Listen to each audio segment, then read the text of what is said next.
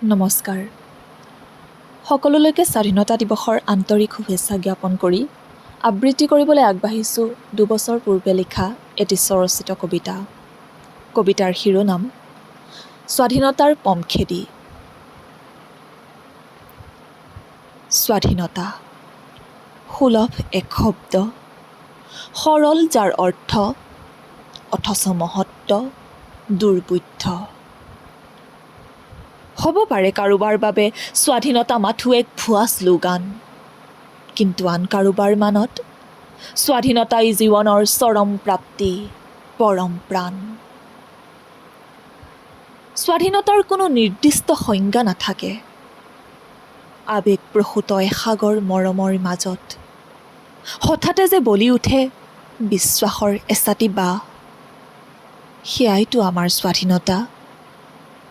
তুমি মোক আৰু মই তোমাক দিব পৰা সৰ্বোচ্চ উপহাৰ। আমাৰ হেঁপাহবোৰৰো স্বাধীনতা আছে, অক্লান্ত ডেউকা কোবাই সপোনৰ শিখৰ চুমাৰ। শিশুৰ স্বাধীনতা পখিলা খেদিবলৈ পোৱাত, নাৰীৰ স্বাধীনতা নিৰ্ভয়ে ৰাজপথলৈ ওলাই যোৱাত। কিন্তু ক'ত আজি সেই স্বাধীনতা? পুতিগন্ধময় পৰিৱেশৰ মাজত দেখা পাওঁ অলেখ শিশুৰ বিচৰণ, খাদ্যৰ সন্ধানত।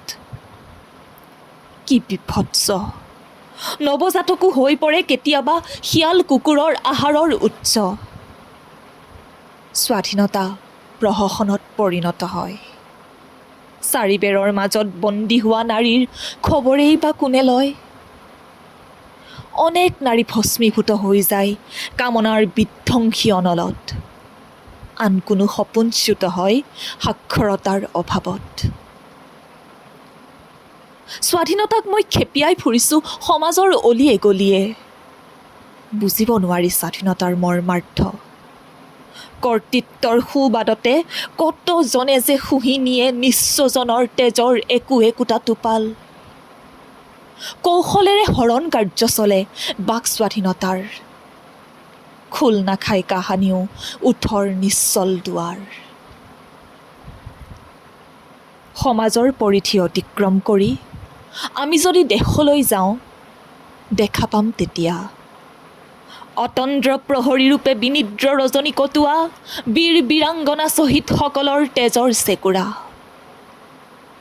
তেওঁলোকৰ বলিদানৰ মূল্য ক'ৰবাত যেন হেৰাই যায়, কাৰণ নিৰীহজনৰ মৰণকাতৰ চিৎকাৰ শুনিবলৈ সন্ত্ৰাসবাদ নামৰ ব্যাধিটোৱে বোমা বাৰুদেৰে নৃশংস হত্যালীলা চলাই এতিয়াও মোৰ দেশখনক তেজেৰে ধুৱায়।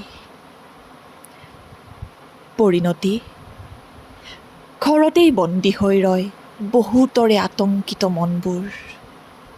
ওলাই যায় তেওঁলোক দেশৰ প্ৰতি আছে যাৰ প্ৰেম দুৰ্ঘোৰ।